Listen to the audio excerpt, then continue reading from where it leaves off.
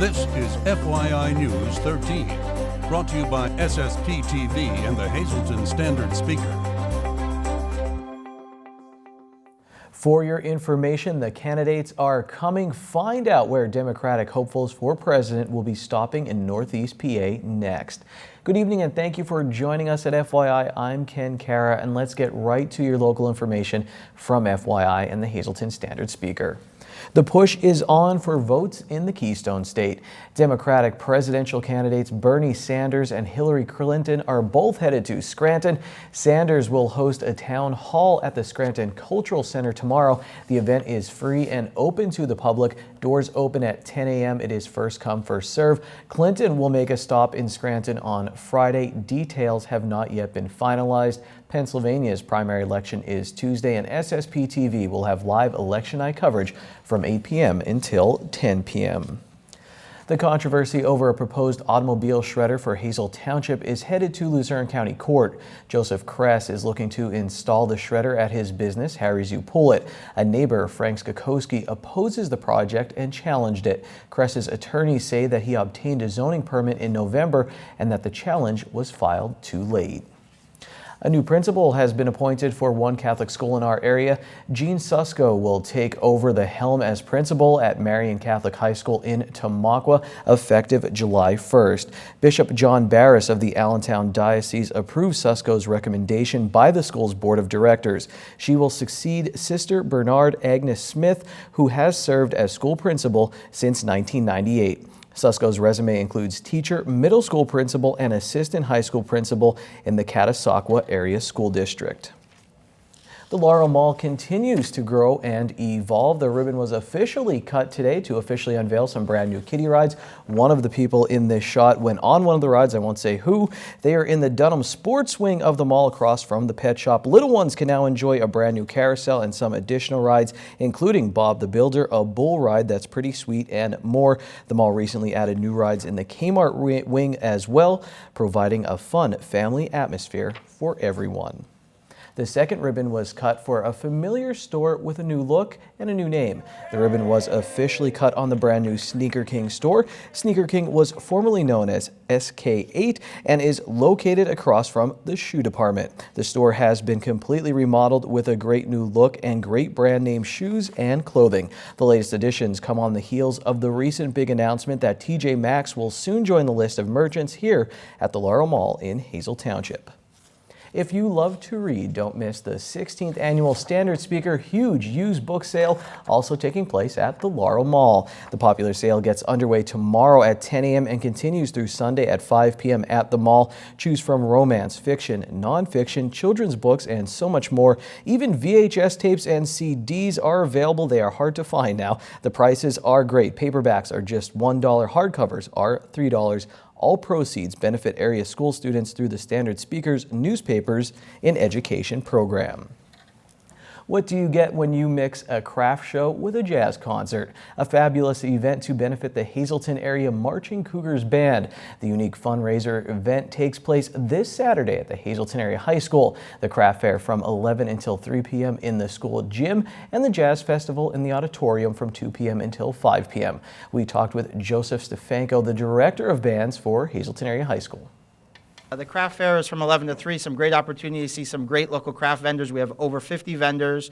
We have baked goods. We have the jazz festival from 2 to 5. Here's some local music that's great and outstanding and some staples within the community. And we also have food and a really good time.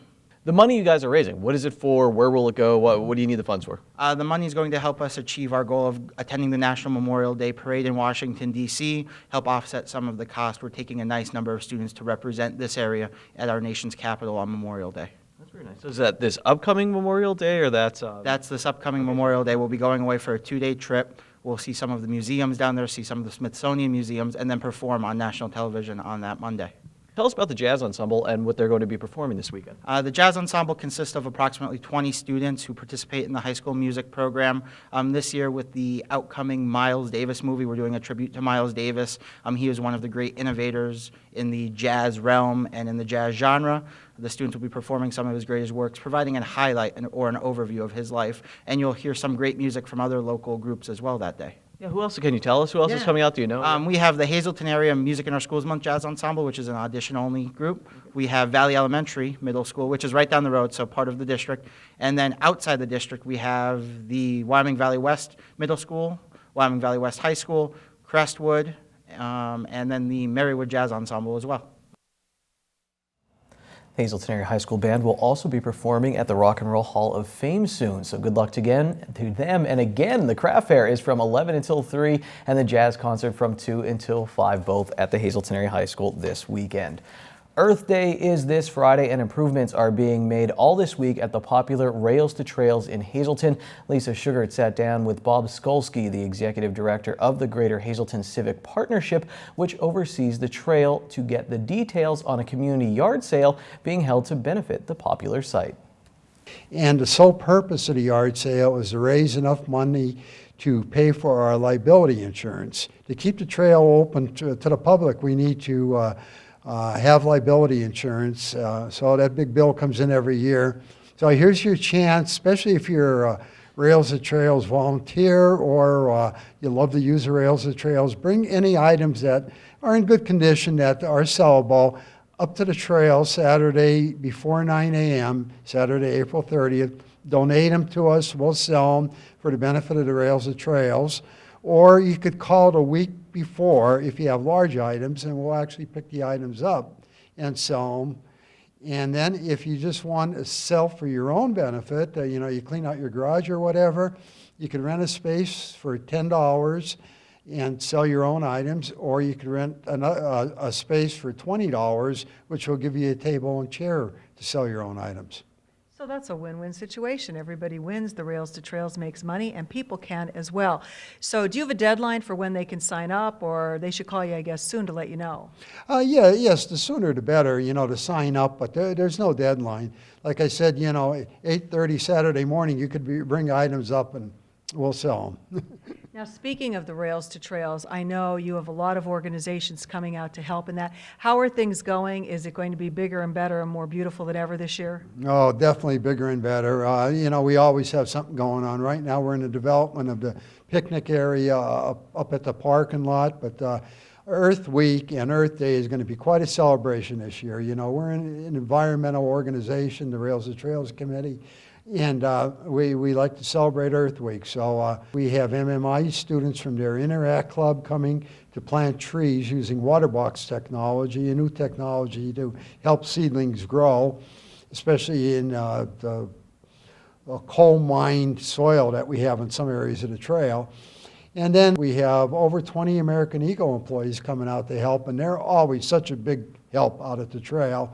And then the grand work party of them all we have on Earth Day, April 22nd, which is a Friday. We have over 106 American Eagle employees coming out to help. We're getting ready for our big event on the trail. On Saturday, June 11th, we have our 13th annual Hike and Bike event in celebration of National Trails Day and Get Outdoors Day. That's the free event that everyone loves, free hamburgers, hot dogs, and you get out on the trail, you get some exercise. We have tricky trays. Doesn't cost you a penny. You have a young child that needs a bike helmet to be safe on the streets or riding up on a trail, come up. We'll give them a free bike helmet. We'll show them how to fit it, etc. So that's just a great day. So put it on your calendars, Saturday, June 11th. Skolsky says that vendors are also welcome to purchase a space at the yard sale set for April 30th.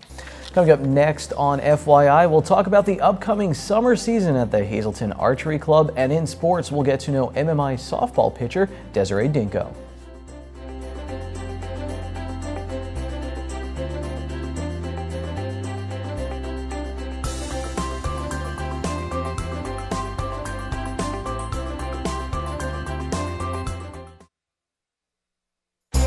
This is FYI News 13, brought to you by SSPTV and the Hazleton Standard Speaker. The Hazleton Area Archery Club will host a new outdoor 3D league this year. We talked with Dennis Gantz, the host and producer of Wild Bout Huntin', about the league and how you can get involved. It's going to start the weekend of June 4th and 5th. It'll run through the weekend of August 6th and 7th. You'll shoot on the weekends, and you'll have to shoot with a partner each time that you come, and you'll score your cards, and you'll put them into a drop box. Entry fee is going to be $25 for adults, and for children 17 and under, it's going to be $15. You can either buy a season pass, which is, if you're a member, it's $50 for an individual, $75 for a family. If you're not a member, it's $75 for an individual, $100 for a family. That'll get you the availability to shoot the course at any time throughout the year, as well as during the league. If you're not doing that, it's the cost to shoot for the league each time you come. If you're a member, is $7, non-member is $8. That's for adults, and for kids, it's $5 as a member and $6 as a non-member. For more information on the new 3D Summer League, check out the Hazleton Archery Club on Facebook, or you can email hazleton_archeryclub@yahoo.com. And remember to watch Wild Bout Hunting right here on SSPTV. Time now for FYI News 13 weather. It was a beautiful day to soak up the sun at Lake Irena in Hazel Township. Maybe not such a good day to be a fish at Lake Irena. Lots of fishermen and women out there today. But let's move on. Here's our local forecast from the National Weather Service. Tonight will be mostly clear. Our low will be 39 degrees. To our 4-day outlook, where we'll see Thursday will be mostly sunny with a high near 66. And then on Thursday night, we have a 30% chance of showers, cloudy with a low of 51. On Friday, a chance of showers and thunderstorms, then showers and a possible thunderstorm after 1 p.m. High of 66. Chance of precipitation is 80%. On Friday night, showers likely, mainly before 7 p.m. Our low will be 43 degrees. Saturday will be mostly sunny with a high near 59. On Saturday night, partly cloudy, low of 37 degrees. For our Sunday, it will be mostly sunny with a high near 60. And then on Sunday night, mostly cloudy, and we're back down in the 30s.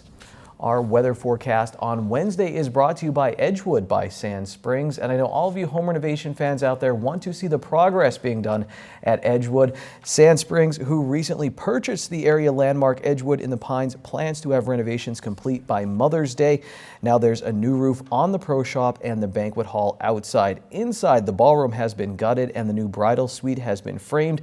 They have also added a room for banquets. Each week, check out the amazing progress at beautiful Edgewood by Sand Springs right here on FYI. We told you earlier this week that tomorrow is Red Cross Giving Day, but that's not the only event going on this week. Lisa Sugart has more.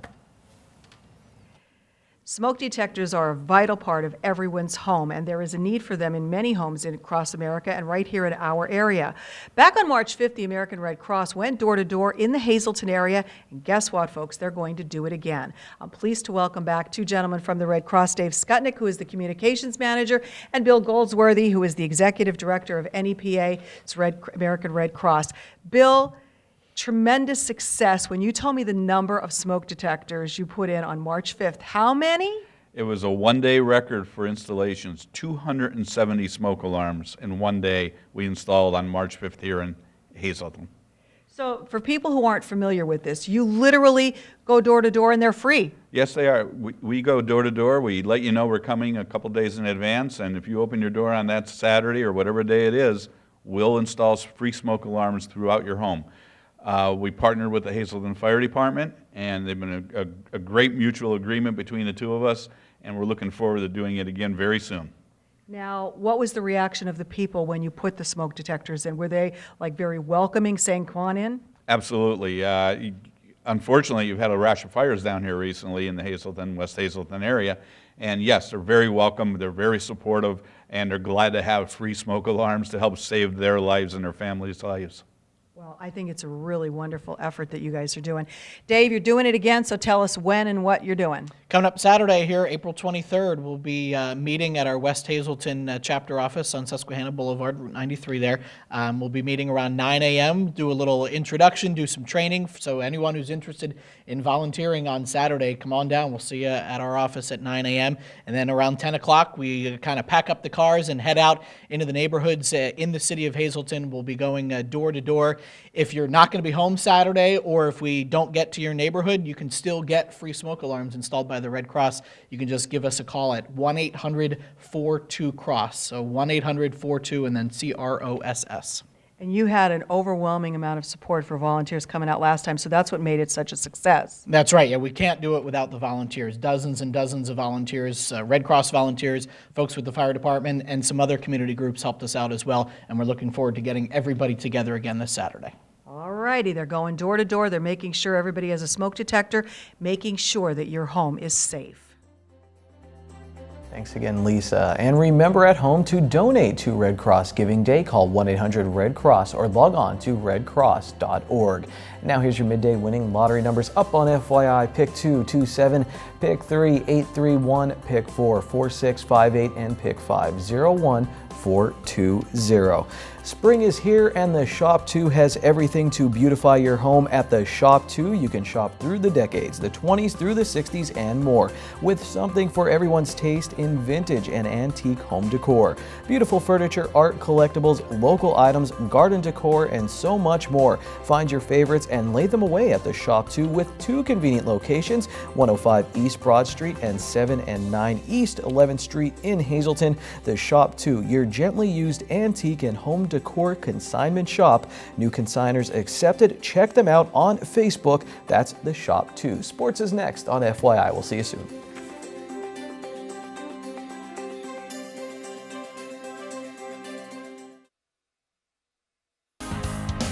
This is FYI News 13 Sports.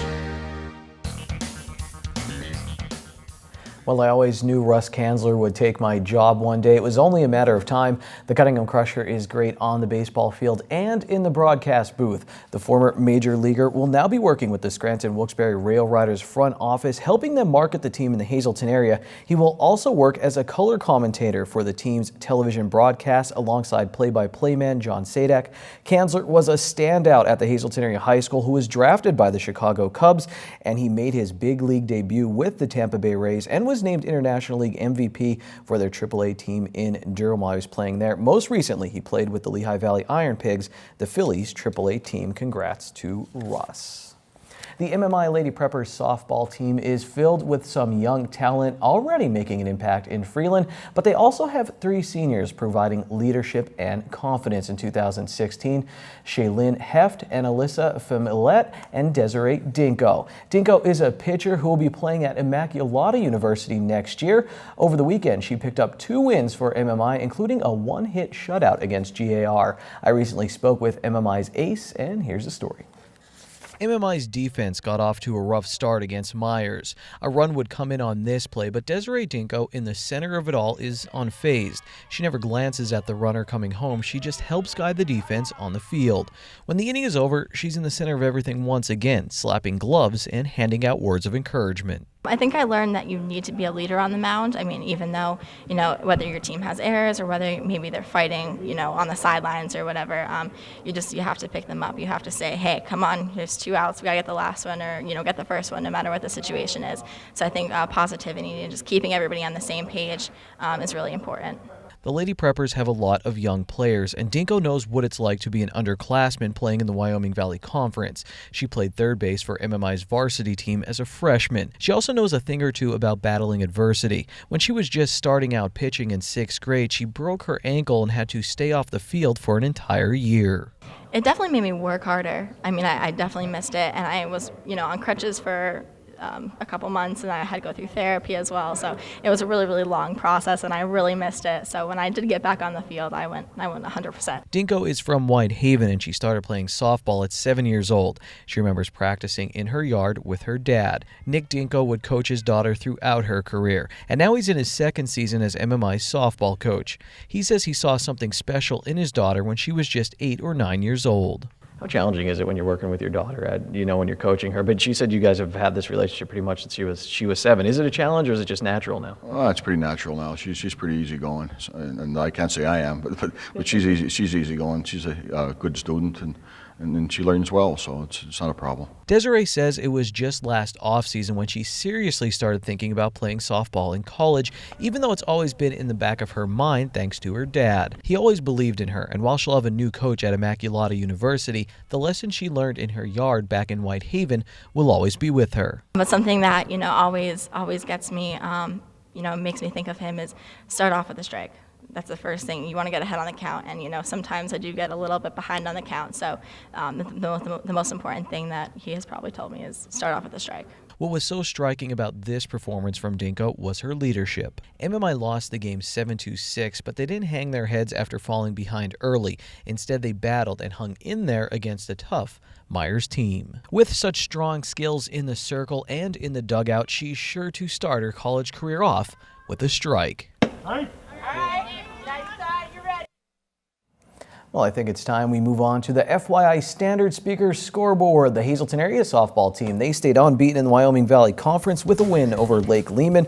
Tamaqua's Bailey Pedersen had a no-hitter for the Lady Raiders in their victory. In baseball, Hazleton area had their chances, but they lost to Tunkhannock. Levon Reynoso stayed hot at the plate, though, for the Big HA. Tunkhannock also beat Hazleton area in boys tennis. We'll be talking more about this, trust me, but for right now, just know the Marion boys and girls locked up Schuylkill League Division II titles. We'll also be talking about some other track and field standouts very soon because Track and Field Week is coming to FYI. Check out our Facebook page as it approaches for more details. Penn State Hazleton dropped 2 to Brandywine in baseball. And finally, the Rail Riders beat Buffalo at home. That's sports. It's Wednesday, and here's some delicious alliteration. It's signature steak night at Bottlenecks. All of their signature steaks are only $9.95 plus bottomless soup and salad for only $2.95. Good evening, everyone, and here's tonight's Talk of the Town report. First tonight, Cunningham United Methodist Church, 411 Main Street, will be holding a drive-through chicken barbecue dinner on Saturday, April 23rd from noon to 5 p.m. Tickets are $10 and can be reserved by calling the church 570-788-3960. And also check out their schedule, www.cunninghamumc.org.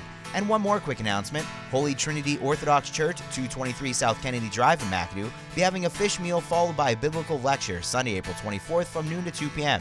The event is free and open to the public. For more info, just call them 570-929-2179. That's tonight's Talk of the Town. News 13 would like to send sincere condolences to the family and friends of these recently departed. Richard J. Diefendorfer, formerly of Hazleton. Services are private. Mary Ann Kometz, formerly of Beaver Meadows. All services will be private and at the convenience of the family. Arrangements are under the direction of the Turnbach Funeral Home. Thomas F. Gallagher Sr., formerly of Hazleton. Funeral is Saturday at 9:30 a.m. from the McHugh Wilczek Funeral Home. Friends may call Saturday from 8:30 to 9:30 a.m. Keith Murray Oliphant of Tamaqua. Memorial is Saturday at 11 a.m. from the Zeiselman Gula Funeral Home. Friends may call Friday from 6 to 9 p.m. and Saturday from 9 to 11 a.m. And Teresa P. Washko, formerly of Hazleton. Funeral is Friday at 10 a.m. at the parish of St. Cyril and Methodius at the Church of St. Joseph. No viewing or calling hours are scheduled. Arrangements are under the direction of the Frank J. Bonin Funeral Home.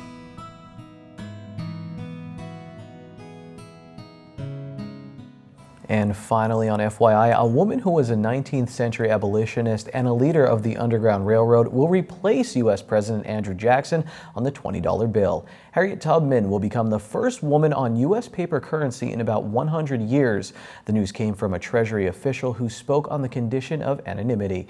Treasury Secretary Jacob Lew is expected to make an official announcement. Well, here on FYI, Dave Day was postponed today. He was at a press conference announcing that Russ Kanzler will be working with the Scranton Wilkes-Barre Rail Riders. He'll be here tomorrow to talk about it. So Dave Day on Thursday. See you then. Take it easy, everyone.